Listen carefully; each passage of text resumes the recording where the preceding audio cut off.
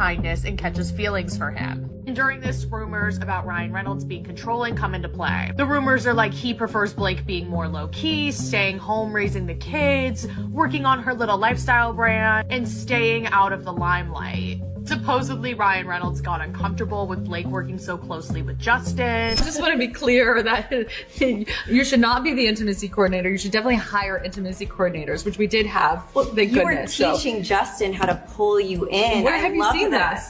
that clip? I actually just saw it too. The recording started at 2 in the morning. It wasn't just a friendly check-in. It was the sound of a man terrified for his career. Justin Baldoni's 6-minute voicemail to Blake Lively just flipped the entire script on Hollywood's golden couple. Ryan Reynolds is reportedly in a total panic as this explosive audio makes its way through the industry, threatening to dismantle the carefully crafted image he's built over decades. This wasn't supposed to happen. The dragons were supposed to protect them, but now the fire is burning way too close to home. This is the moment the Reynolds Lively empire began to crack, and the receipts are more damning than anyone ever expected. Of Daenerys Stormborn of House Targaryen, rightful heir to the Iron Throne, rightful Queen of the Andals and First Men, protector of the Seven Kingdoms, the mother of dragons, the Khaleesi of the Great. Ryan Reynolds is known for being the ultimate PR mastermind, but sources say he is spiraling behind the scenes. He has allegedly been the one directing their elite legal team to crush Justin Baldoni before he can release any more evidence. The problem is that Justin isn't playing by the old Hollywood rules anymore. By leaking that late-night voicemail, he's showing the world a version of the story that Ryan and Blake tried to bury. It's not just a legal battle anymore. It's a war for the public's trust. Ryan knows that if the narrative shifts from Justin being a villain to Justin being a victim of a high-power smear campaign, his own brand might never recover from the fallout. It is 2 in the morning. Hopefully this does not wake you up.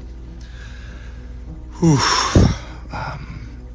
Wow, there's so much I want to say to you, and I hope that we can FaceTime or see each other in person soon and get to talk more. But I'm just gonna send you a few thoughts, and hopefully it's not gonna be more than a few minutes. But that I don't have the best track record. I don't think either one of us have the best track record for our voice memos. I want to start with an apology. Man, reading the second part of your message, my heart sank, and I'm really sorry. I for sure fell short, and you worked really hard on that, and the way you framed it, and how that made you feel. I just want to say thank you for sharing that with me. That takes a lot of trust and vulnerability, and I feel really grateful that you feel safe enough to tell me that that's how you feel and share that with me. And I'm really sorry.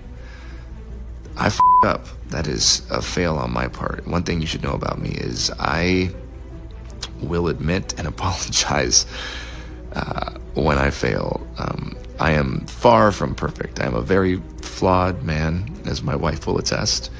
And and I'm gonna f*** up. I'm gonna say the wrong thing. I'm gonna put my foot in my mouth. I'm gonna you off probably, but I will always apologize and find my way back to center. That is one thing I can assure you of. And I'm sorry I made you feel that way. That must have felt terrible.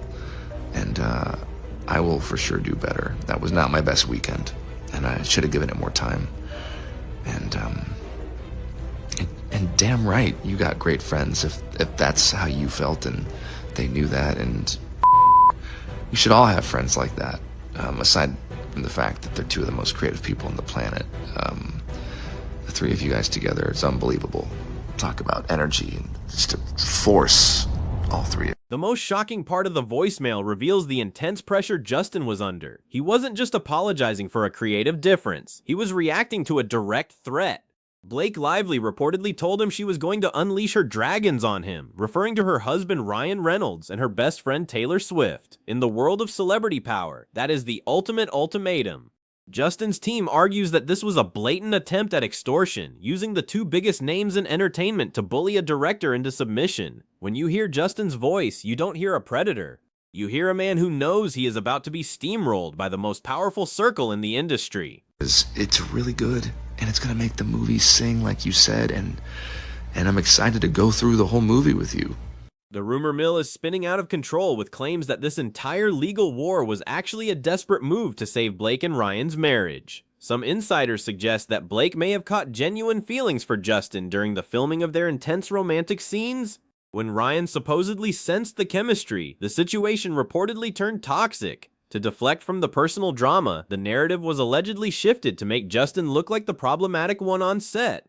If it's true that Blake was hiding her feelings behind a wall of lawsuits, then Ryan's panic makes perfect sense. He isn't just fighting for a movie, he's fighting to keep his family from falling apart in the public eye. Let's score another. I'm not getting beard on you today. I'm probably getting a spray tan on you. It smells good. Well, it's not. Justin Baldoni isn't going down without a fight, and his $400 million lawsuit against the couple is proof. He's accusing them of defamation and extortion, claiming they deliberately manufactured stories to ruin him. One of the most damning pieces of evidence involves how Blake and Ryan allegedly took over the production and marketing of the film, freezing Justin out of his own project. Justin claims they used their massive influence to paint him as anti-feminist and difficult to work with. For Ryan Reynolds, who built his career on being the most likable guy in the room, being labeled a behind-the-scenes bully is a nightmare scenario that could cost him hundreds of millions in future deals. What is the next What does 5 that years mean? of... Well, Did yeah. you see the movie? I did see the movie. But I mean... So if someone understands the themes of this movie, comes across you in public, what's the best way for them to be able to talk to you about this? Like asking for like my address or my phone number or like my location share. Or I could just location share you and then we could, oh my gosh, thank you so much. That's so sweet. I'm gonna put it here because it doesn't go with my outfit, but I will wear it later. Has been the best part in making this particular movie? I've noticed so many beautiful crystals on teeth. Is that a big fashion thing? What has been the best part about making this particular film? I mean, about teeth gems. Yes, that was really the highlight. Why is Deadpool Wolverine sold out? I'm sorry, I got distracted back there. Rings. Rings also are like my comfort blanket. It's just a very expensive comfort blanket. I should like Snuggies instead as a comfort blanket. Instead, I like Lorraine Schwartz. This movie, I think that like when you see it, it feels like a big, beautiful summer movie, but like we didn't have any budget. Us is in theaters now, so grab your friends, wear your florals, and... The voicemail itself is 6 minutes of Justin trying to walk on eggshells while acknowledging Blake's intense energy. He repeatedly mentions how powerful she and her friends are, almost as if he's trying to plead for mercy.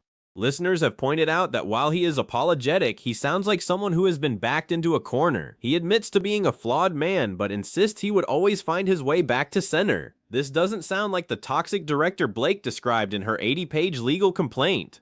Instead, it paints a picture of a workplace where one person had all the power and the other was just trying to survive the night without being destroyed by a PR machine. There is a specific clip from a press run that has fans questioning everything Blake has said. In it, she looks visibly flustered when asked about teaching Justin how to be more intimate on screen.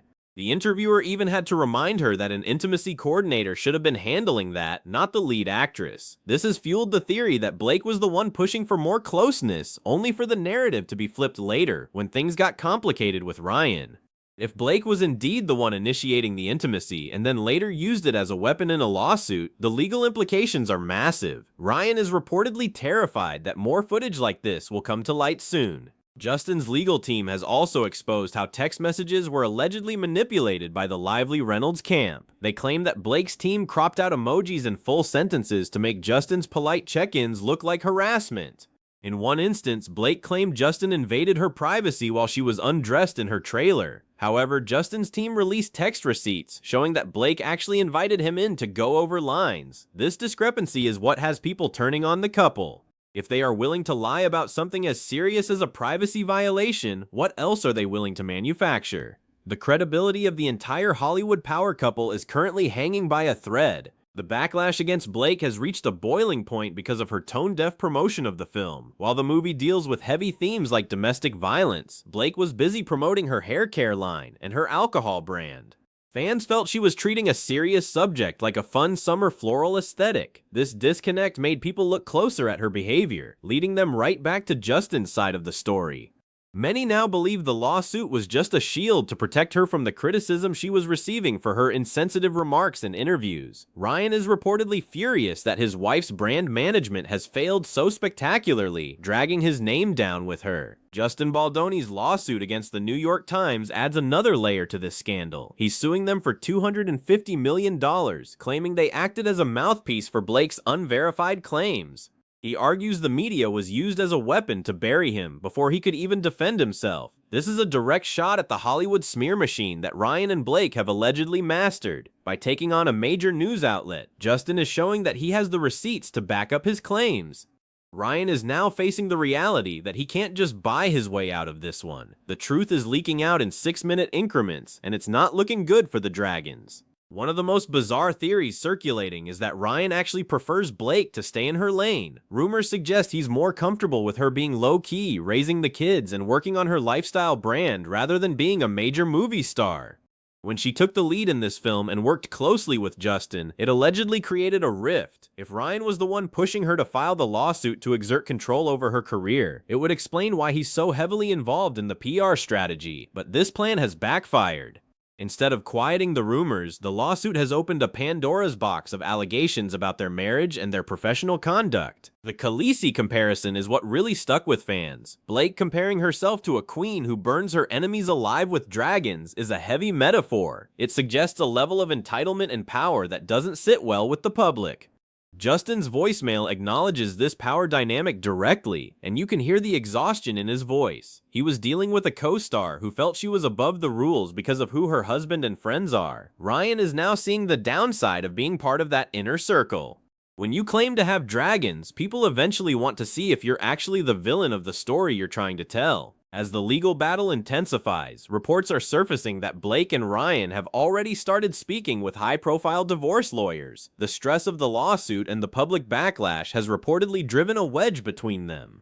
Ryan is a man who values his reputation above almost everything else, and seeing his name dragged through a $400 million defamation suit is more than he bargained for. If the rumors of Blake's feelings for Justin are true, the betrayal is personal as well as professional. The panic we are seeing isn't just about a movie budget or a legal settlement. It's about the potential collapse of one of the most famous marriages in the world. Justin's team also released behind-the-scenes footage of a slow dance scene that tells a very different story than the one Blake told. She claimed Justin made inappropriate comments and was overly touchy-feely. However, the footage shows what looks like a collaborative and even flirtatious environment. Some viewers see it as two actors doing their jobs, while others see it as Blake being the one pushing for more closeness. The fact that Justin had this footage ready to go suggests he knew he needed to protect himself from day one. Ryan is reportedly losing sleep over what other footage might be in Justin's possession, waiting for the perfect moment to be leaked online. The move to file a gag order against Justin is perhaps the biggest sign of panic from the Reynolds camp. They are trying to legally silence him and his lawyer Brian Friedman from releasing any more materials to the media. Usually, you only push for a gag order when you're afraid of what the other person is going to say. Justin's side has called the order grossly unfair, arguing that it's an attempt to stop the truth from coming out after they've already been smeared in the press.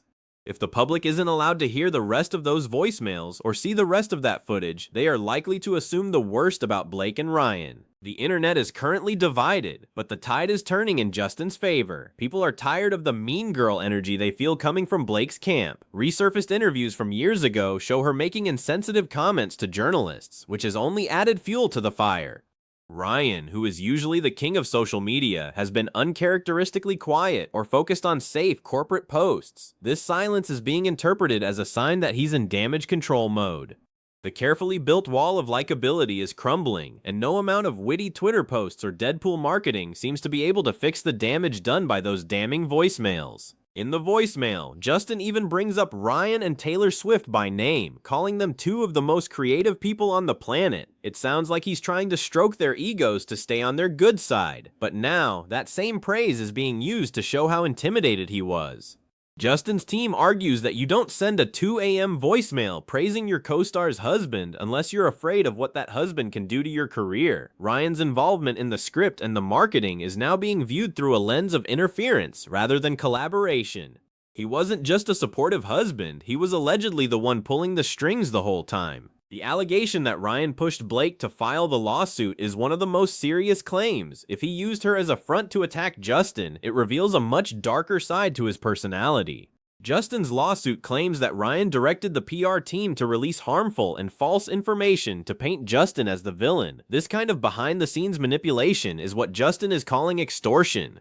For a man who prides himself on being a self-made success and a nice guy, these accusations are devastating. Ryan is reportedly obsessed with finding out who is leaking information from their inner circle, as the leaks are making his panic look very real to the public. Another explosive detail from the legal filings involves an intimacy coordinator. Blake claimed Justin ignored the coordinator's advice and improvised explicit scenes. However, Justin's team says the coordinator was there the whole time and that Blake was the one who refused to participate in the joint sessions. They claim Justin had to act as a middleman because Blake wouldn't even talk to him directly about the scenes. This paints a picture of a toxic environment created by the lead actress, not the director. If Ryan was aware of this behavior and still supported the lawsuit, it suggests he was more interested in protecting Blake's ego than the truth of what happened. The public backlash has been so severe that even their close friend Taylor Swift is being pulled into the drama. Since Blake used Taylor's name as a dragon to threaten Justin, fans are questioning Taylor's role in this inner circle of power. Is she complicit in the smear campaign, or was her name used without her permission? Ryan is reportedly worried that the scandal will start to affect their high-profile friendships. When you're at the top of the Hollywood food chain, you have a lot to lose. The voicemail wasn't just about a movie, it was a reminder that even the most powerful people can have their secrets exposed with a single press of a button. Justin's apologetic tone in the voicemail is being interpreted in two ways. Some see it as proof that he's a kind man who was taken advantage of. Others think it shows he was trying to gaslight Blake by being overly nice. But the context of the 2 a.m. timestamp suggests a man who couldn't sleep because he was worried about his livelihood. For Ryan Reynolds, the fact that this audio exists at all is a failure of his usually tight security. He is used to controlling every aspect of his narrative, but Justin Baldoni has proven that he can't be controlled. The panic is real because for the first time in a long time, Ryan isn't the one holding all the cards. As more details emerge, the question remains, is this the end of the Reynolds Lively era? They have been the untouchable power couple for years, but this legal battle has exposed cracks that might be impossible to fill. The voicemails, the lawsuits, and the claims of a smear machine have painted a picture of a couple that is more focused on power than art. Justin Baldoni may have started as the underdog, but his decision to fight back with receipts has changed everything. Ryan's panic is a reflection of a man who knows his secrets are out. Whether they can survive this scandal, or if it will lead to a total career and marriage collapse, is the question everyone is asking. This entire situation serves as a massive wake-up call for Hollywood. The era of the untouchable power couple might be over. No matter how many dragons you have in your corner, the truth has a way of coming out, usually in a late-night voicemail or a leaked text message. Justin Baldoni has shown that standing up to the industry's biggest names is possible if you have the evidence to back it up. For Ryan Reynolds and Blake Lively, the damage to their reputation might be permanent. As the legal battle moves forward, the world will be watching to see if the golden couple can find a way to stop the fire they started, or if they will be the ones who finally get burned.